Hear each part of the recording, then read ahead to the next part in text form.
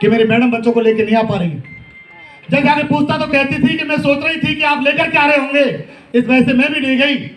और दोस्त 1.5 घंटे बाद स्कूल में भागा जाता था और जाने के बाद वो गार्ड भी कहता था, भाई साहब आपके चक्कर में 1.5 घंटे से मैं बैठा हूँ, मेरे भी बच्चे नहीं है क्या? तो मैं कहता सर भाई साहब सॉरी, हमारे अधिकारी आ गए थे, इस वजह से मैं लेट हो गया, मैडम की तबीयत खराब है। दोस्त ऐसे जीवन निकल रहा था। भगवान से मैं एक ही बात बोलता था कि हे भगवान, इन बच्चों को मैंने पैदा किया, अपनी खुशी के लिए पैदा किया था मेरे दोस्त। साला उन्होंने बोला नहीं था कि मैं पैदा कर ली, बोले यस और नो, यस और नो, अपनी खुशी के लिए पैदा किया था सर। जहां पर मैडम को दिखाने तक के लिए पैसे नहीं थे, मेरी मैडम अस्थमेटिक प्रॉब्लम से एलर्जी की शिकार थी, उस 2-3 महीने से लगातार खांसती चली जा रही थी, लेकिन दिखाने तक पैसे नहीं थे सर। और एक ही बात बोलती कि ऐसा करो, एक बार मेरे को दिखा के लेकर के आ जाओ, तो इससे ये पता चल जाएगा कि मेरी बीमारी क्या है। दोस्त दिखाने लेके गया, दिल्ली सरारुल्ला में आप जाओगे, मंगल बाजार लगता है, Usha madam, doctor Usha madam बैठती हैं, 200 रुपये की फीस में उनको दिखाया दोस्त। लेकिन जैसे ही उन्होंने दवाई लिखी और दवाई लिखने के बाद मेडिकल वाले की दुकान पे गया, तो मैंने बोला कि मैं उससे बोलूंगा कि भाई मैं स्टाफ से ही हूँ, पुलिस में ही हूँ, पर्स भूल के आ गया हूँ, पैसा बाद में दे जाऊंगा। लेकिन जैसे दवाई दी तो मेरी मैडम ने दवाई देख के बोला कि आप ऐसा करो, ये दवाई मत लो, ये दवाई तो पहले से घर पर रखी हुई है। और दोस्त कहीं ना कहीं वो जगह और वो बात ऐसी सीने में घर करके गई कि यार आज ये लेडी भी सोती होगी कि पता नहीं किस साल लटूरे के साथ शादी होगी मेरी, कि पैसा दिखाने के लिए नहीं है सर। और लगातार जीवन चल रहा है। घर पे आई, घर पे आने के बाद मेरे को लगता था कि मेरी मैडम दुनिया की सबसे बहुत ही बेहतरीन मैडम है, कभी डिमांड नहीं करती सर कि मेरे को 1000 चाहिए, 10,000 चाहिए, क्योंकि टीवी देखते रहता था तो वहां पे हर लेडी डिमांड करती थी मेरे को ये चाहिए। तो मेरे को लगता दुनिया का सबसे खूबसूरत और मतलब किस्मत वाला घर वाला हूं मैं। मेरी मैडम डिमांड नहीं करती, क्योंकि डिमांड वो इसलिए नहीं करती थी कि वो पीछे से मेरा पर्स चेक कर लेती थी कि कितना बटुआ है, कितना पैसा इसकी जेब में, और जब देखता था 100 रुपये 200 रुपये है तो मांगूंगी कैसे। दोस्त ऐसे करके जीवन निकल रहा था। आप यकीन करेंगे दोस्त, जिंदगी में बहुत दिन भी रहे हैं मेरे में, जब हमारी मैडम सोचा करती थी कोई मेहमान घर में आ जाए तो कम से कम फल वगैरह ले आएंगे।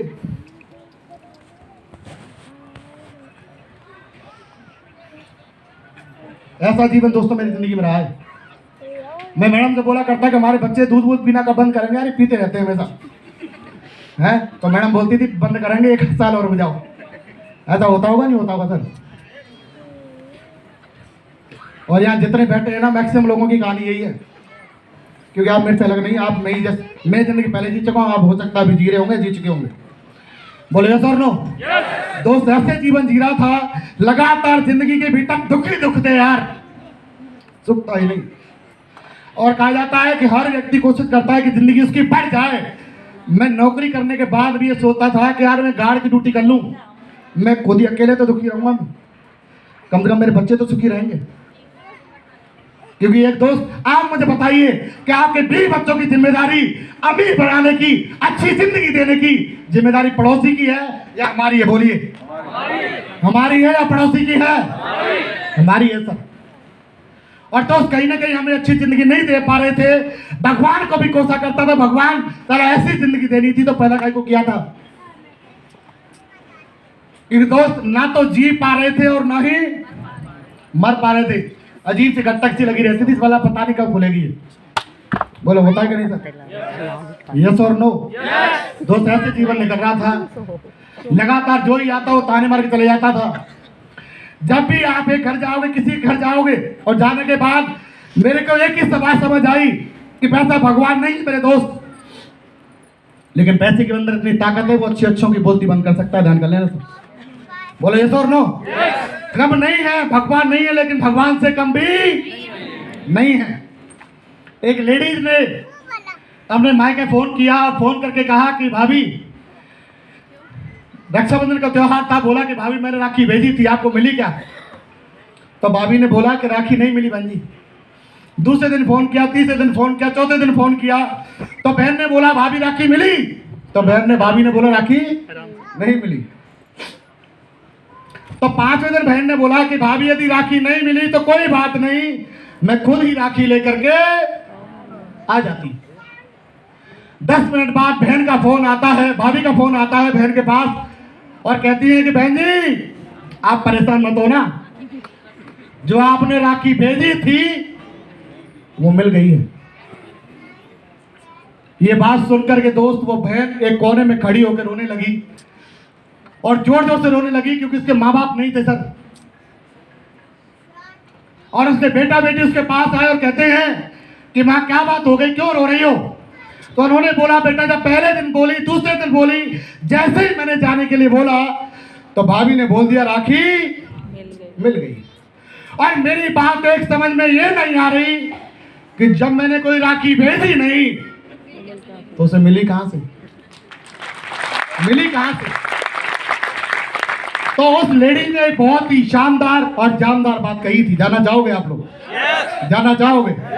उसने एक बात बोली कि टूट जाते हैं गरीबी में वो रिश्ते जो खास होते हैं, हजारों यार बनते हैं जब पैसा पास होते हैं। मेरे दोस्त पैसा पास होते हैं।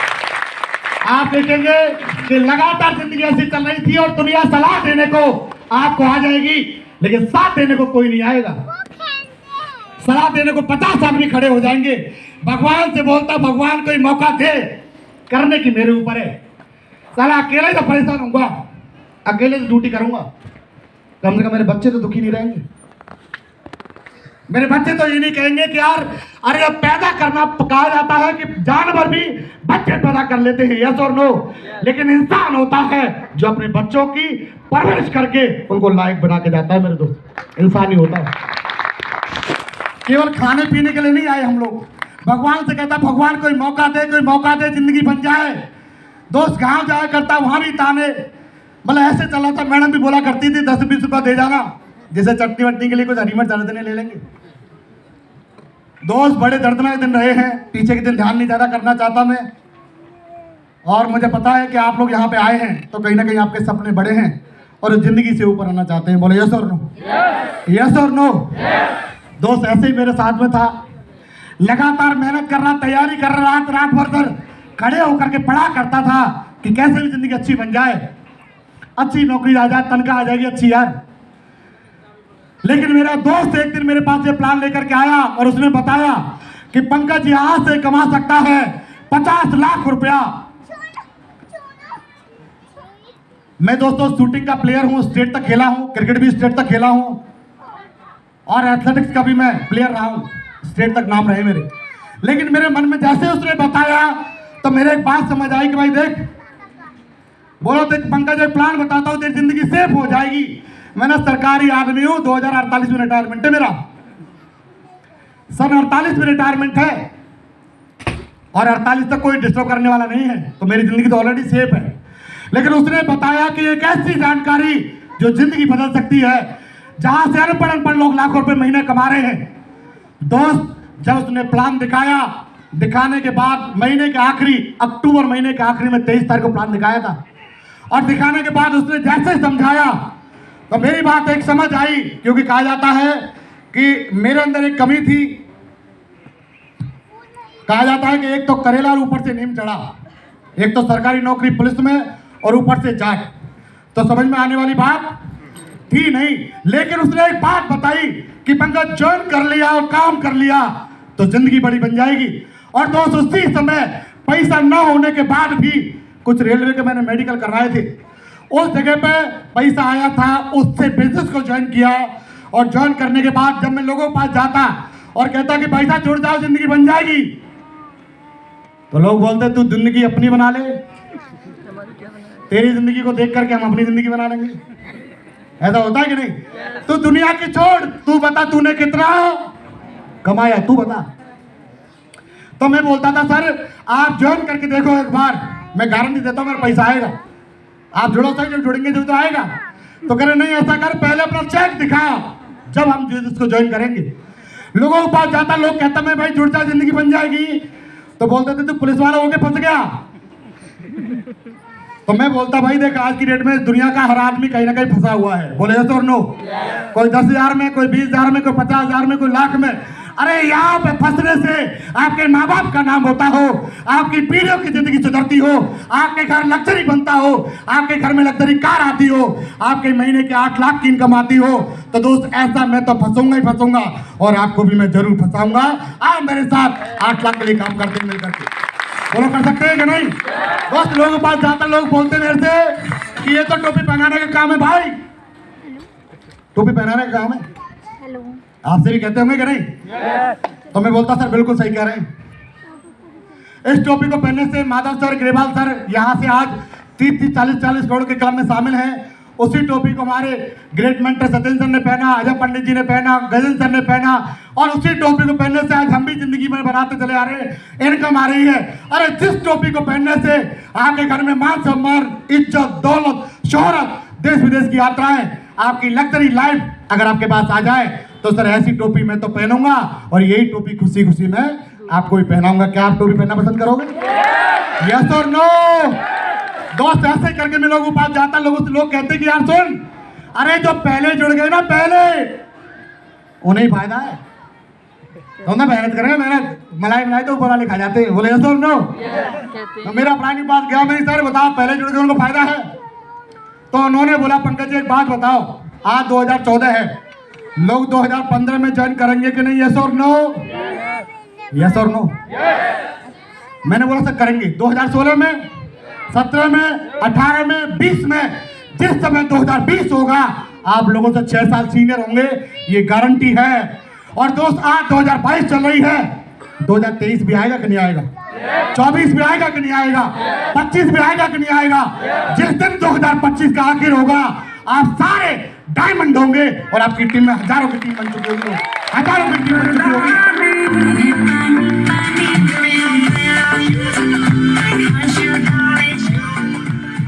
जहां जाता लोग मजाक उड़ाते, अरे तू जितना दूध पिया होगा ना, जितना पानी पिया है उतना मैंने दूध पी लिया, बता तुझे मैंने पी लिया होगा भैया, क्या दिक्कत आ गई फिर?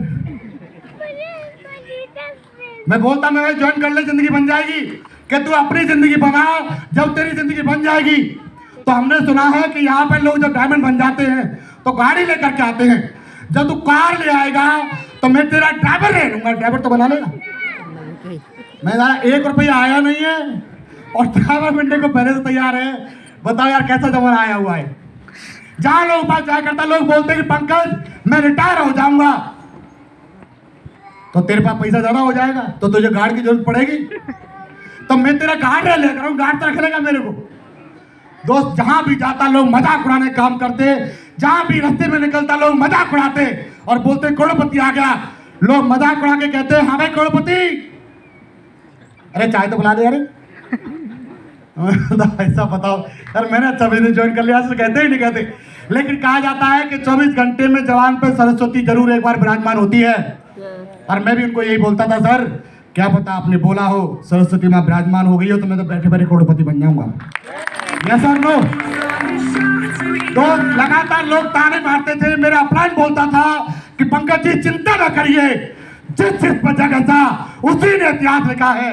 यदि आपके ऊपर लोग हंस रहे हैं तो भरोसा करें, इतिहास आप बनाओगे, बाहर से नहीं बनाएगा, इसी हॉल से बनाएंगे, ये गारंटी है। Thank you. जहां पे काम करते हुए बिजनेस को लगातार करते चले आया था, लेकिन शुरुआती दौर थोड़ा स्ट्रगल का था, सीखने में थोड़ी कमी थी, जिस वजह से मैं बिजनेस को बड़ा नहीं कर पा रहा था।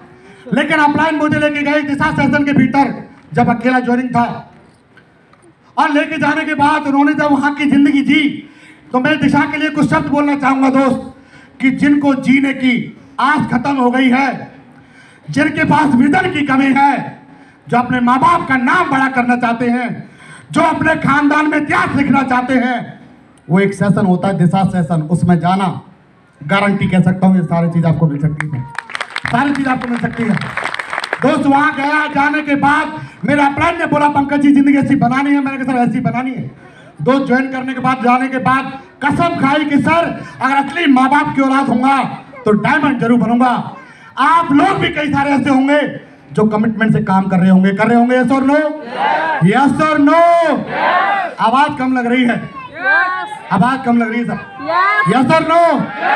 दोस्त यकीन करें, जब गया, जाने के बाद अप्लाई से पूछा उधर करना कैसे है, लोगों पास जाता, लोग बोलते भाई है होगा नहीं, ये जो पहले करके उनको फायदा, लोग मजाक उड़ाया करते थे।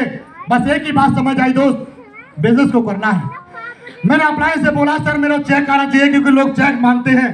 तो अप्लाई ने बोला पंकज जी गारंटी देता हूँ आपका चेक बनेगा। तो मैंने सर वो तरीका बताओ जल्दी से कैसे आएगा। तो उन्होंने बोला कि अपनी 2 आईडी और लगा दो और आपका चेक आ जाएगा, ये गारंटी में। तो मैंने कहा ये तो वही वाली बात हो गई कि ओखली भी मेरी, खोपड़ी मेरी और मूसल भी मेरा।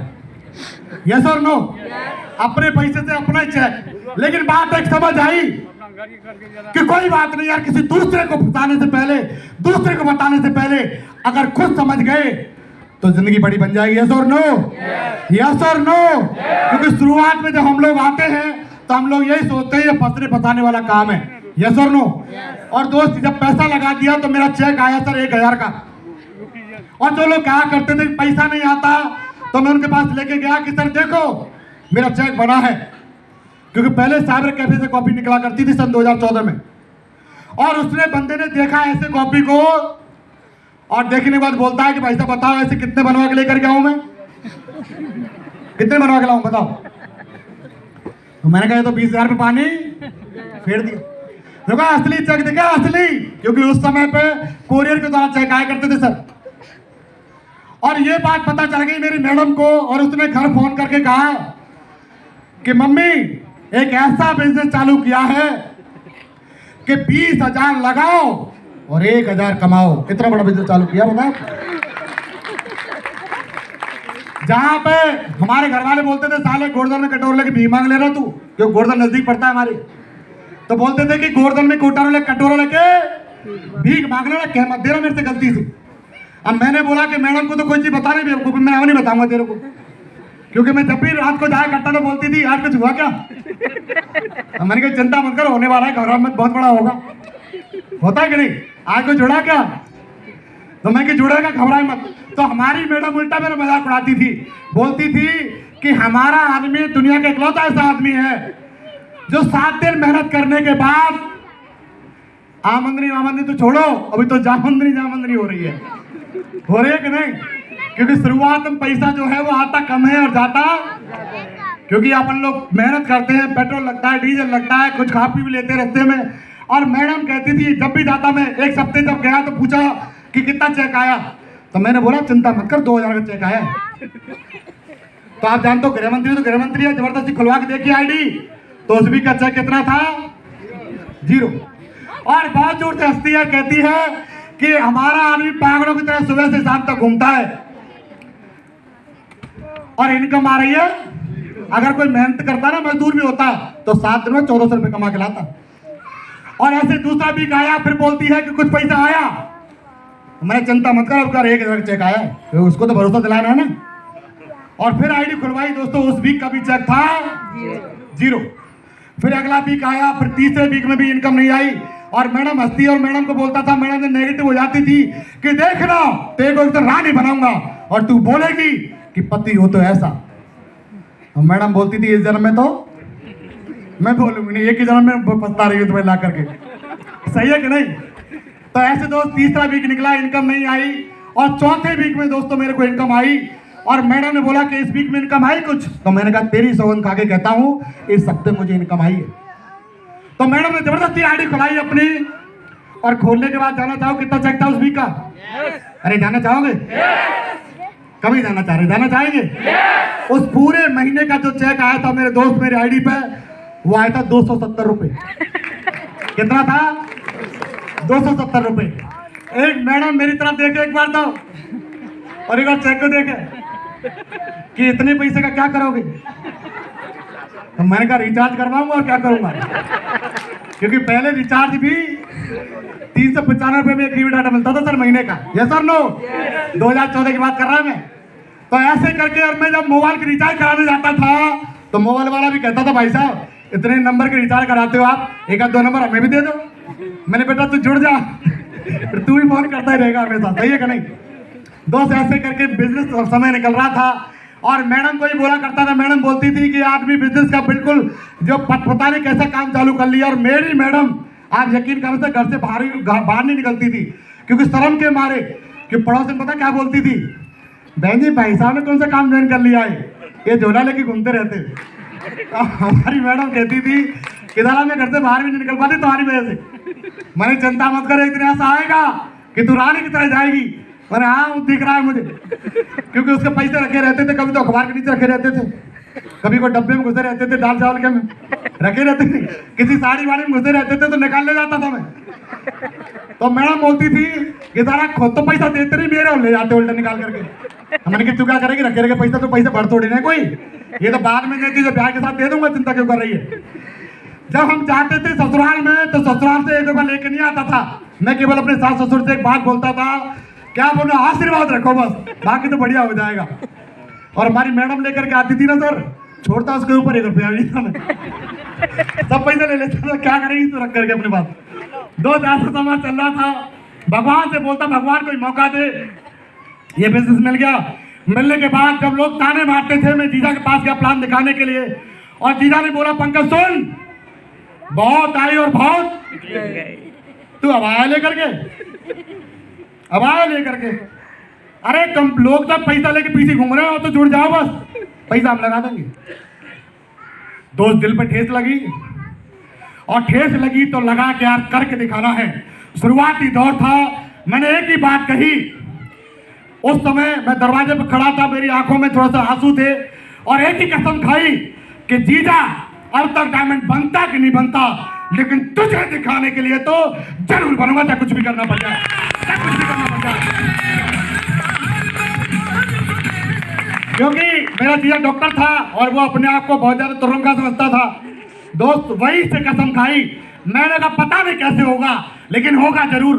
दोस्त बिजनेस को करने लगा, लोग ताने मारते चले गए। मेरा अपलाइन ने बोला पंकज जी, मार्केट में एक मटके की कीमत तब लगती है जब तब करके पक जाता है। यदि आपके साथ कठिनाई आ रही है तो भरोसा करें आपकी कीमत भी लगेगी, और वो ऐसी लगेगी कि लोग ताली बजाएंगे दोस्तों आपकी कीमत के लिए। Thank you. दोस्त ऐसे करते चले आ रहा था, लगातार बिजनेस को करते चला गया। मेरा अपलाइन ने बोला पंकज जी कि बस एक काम करना, अपने आप से कसम खा रहा कि 4 साल के भीतर डायमंड बनना है। कितने लोग चाहते हैं कि 4 साल के भीतर डायमंड बनना है? सर किसी वाले समय चाहते हैं? चाहते हैं? आपके बात से लग रहा कम है। चाहते हैं? मेरा अपलाइन ने बोला पंकज जी सिस्टम की कोई भी गतिविधि 60 साल तक मत छोड़ना, गारंटी है डायमंड बन जाओगे। आप तैयार हैं सारे लोग? चाहे वो फ्राइडे की ट्रेनिंग हो जरूर अटेंड करना, संडे का वेन्यू हो जरूर अटेंड करना, चाहे कोई एसपीएस हो बीबीएस हो, यानी सिस्टम की कोई भी गतिविधि यदि 4 साल तक आप अटेंड करने हैं तो कोई मैया का लाल आपको डायमंड बनने से नहीं रोकेगा, ये गारंटी देता हूँ। Thank you. कर सकते हैं कि नहीं? कर सकते हैं कि नहीं? दोस्त यही काम किया, और एक दिन शादी में एक जीजा मेरा मिला और मिलने के बाद बोलता है कि पंकज अब तो बात भी नहीं करता भाई, बड़ा आदमी हो गया है। तो अपना एक फेवरेट डायलॉग है, वो बोलता जरूर हूं मैं, कि इनकार किया जिन्होंने मेरा समय देखकर, वादा है मेरा ऐसा भी समय लाऊंगा, मिलना पड़ेगा समय लेकर, ऐसा भी समय लेकर जाऊंगा। क्या आपके भीतर वो दम है कि कोई मना कर दे तो लगना चाहिए साला मना किसको कर दिया? दम है? दम है? दोस्त यकीन करें, बेसिक से मैं भी एक परिवार से, सिंपल परिवार से निकला हूं। कमिटमेंट बड़ा था, क्योंकि मेरे अपलाइन ने बताया पंकज जी इस बिजनेस के भीतर जब आप कामयाब हो जाओगे तो ना केवल अपने नाम को बड़ा करोगे, अपने माँ बाप के भी नाम को बड़ा करोगे। आज आपके पूर्वज जो धरती पर नहीं है वो भी गर्व महसूस करेंगे कि साला संतान तो अपनी थी। यस और नो? यस और नो? अब मैं कुछ आपको अचीवमेंट बता देता हूं जिससे आपको और समझ आ जाएगा। मैंने दिखाना है मिंदर जी। सबसे पहले मैं बहुत बहुत स्वागत करूंगा, ये हमारे ग्रेट डायरेक्टर्स हैं जो बिजनेस के भीतर लगातार आज 2000 से ज्यादा डायमंडों को लीड कर रहे हैं। मैं जरूर चाहूंगा एक बार जोरदार ताली होनी चाहिए सबके लिए।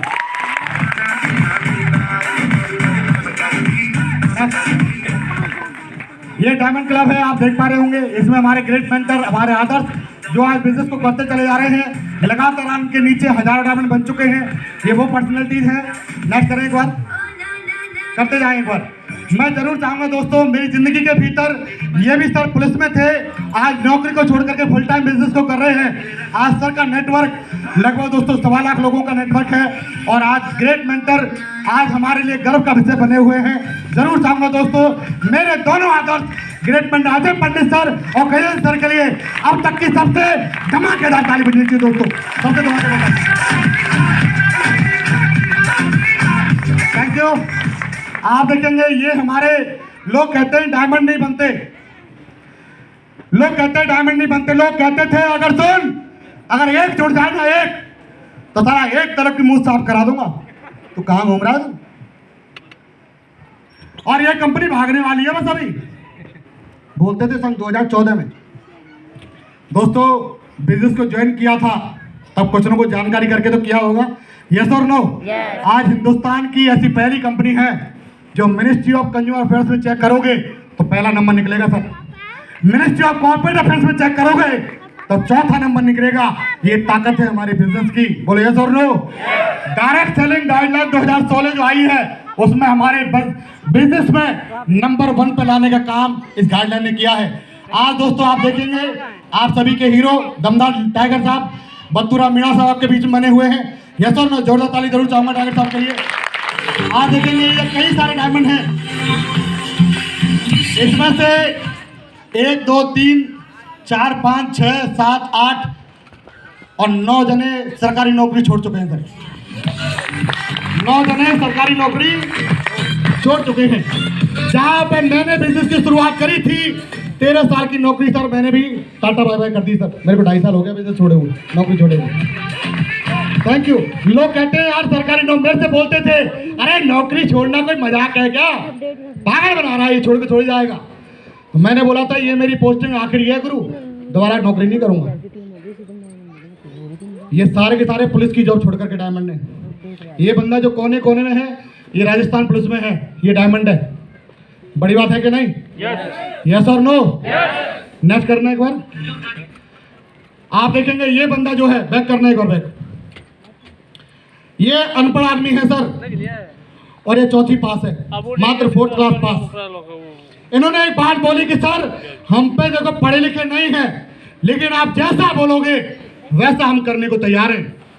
और मैं आपको गारंटी से कह सकता हूं कि बिजनेस के भीतर ज्यादा होशियार लोगों की जरूरत नहीं है, केवल समझदार लोगों की जरूरत है जो अपने अपलाइन की बात को मान सकें, वो भी वहां से उठ करके यहाँ पे आ सकते हैं। क्या आप आना चाहते हैं?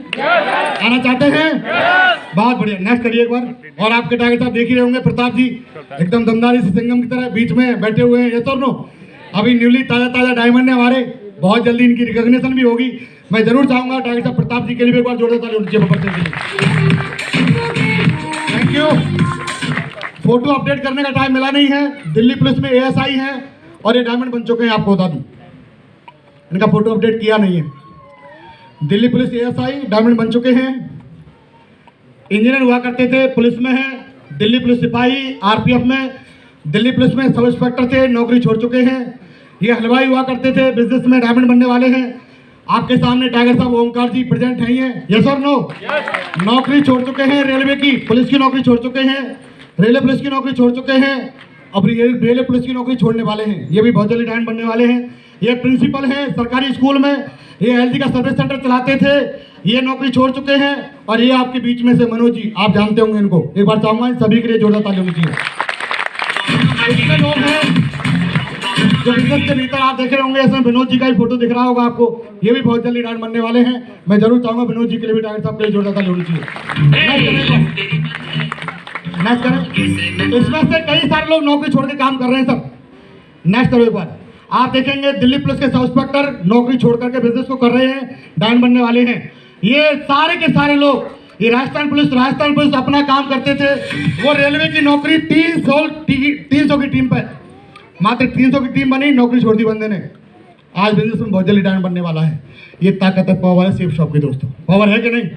19 लोग ऐसे हैं जो गवर्नमेंट जॉब छोड़ करके बिजनेस को फुल टाइम कर रहे हैं और यहाँ से करोड़ों रुपए कमा रहे हैं, लाखों रुपए कमा रहे हैं। आज आपके सामने जो खड़ा इंसान है उसके नेटवर्क के भीतर 450 से लेके 500 लोगों के पास खुद की दोस्तों लग्जरी कार है 10 लाख से ऊपर की, बड़ी बात है सर। यहाँ पे मैं पहले सोचता था भगवान मेरी आएगी कि नहीं आएगी। शुरुआत में जब हम आते हैं तो हमें ये लगता है पता नहीं मैं डायमंड बनूंगा या नहीं बनूंगा, लगता है कि नहीं मेरे से होगा या नहीं होगा, लेकिन डटे रहना सर, बने रहना। एक दिन ऐसा आएगा कि आपके लिए स्टेज खाली होगा और आप यहाँ पे स्पीच दे रहे होंगे अपनी टीम के लिए। भरोसा करें आप। Thank you.